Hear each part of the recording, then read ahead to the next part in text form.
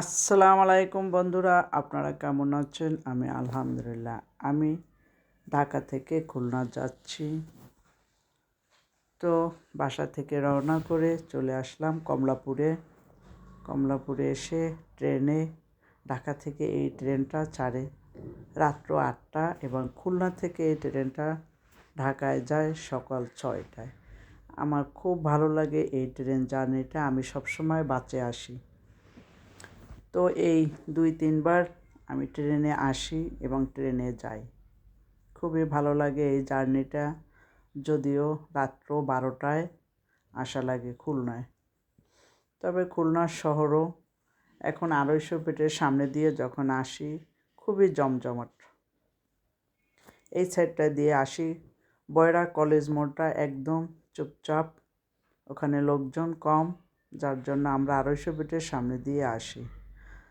তো ট্রেনটা ছেড়ে দিল, আমি ভিডিও করে নিচ্ছি। একটা সেতুর উপরে উঠলো, বেশ আওয়াজ ছিল সেতুর উপর উঠলে।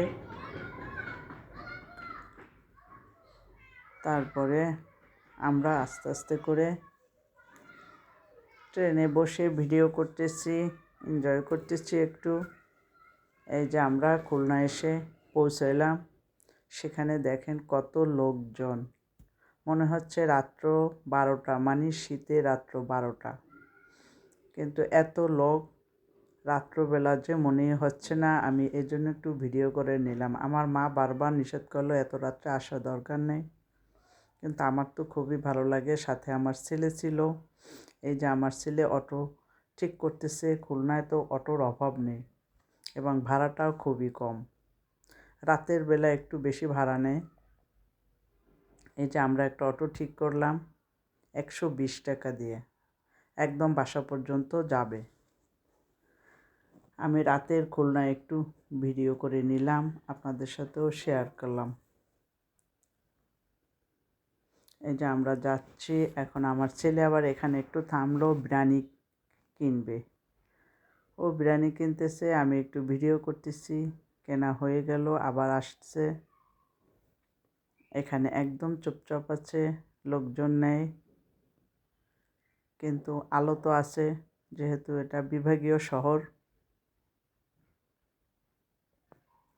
ভালো লাগতেছে তাই একটু ভিডিও করে নিলাম, আপনাদের সাথেও শেয়ার করলাম।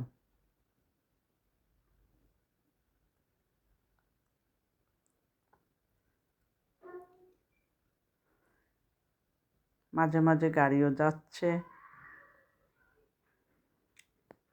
এই যে বাসার কাছাকাছি এসে গেছি আমরা।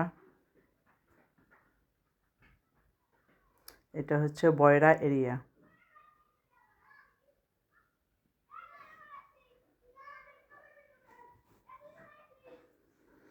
এই যে আমরা বাসার কাছে এসে গেলাম, ঢুকলাম গেটের ভিতরে। এখন আমরা উপরে উঠবো। আমার মার বাসা আসলাম। সবাই ভালো থাকেন বন্ধুরা, আল্লাহ হাফেজ।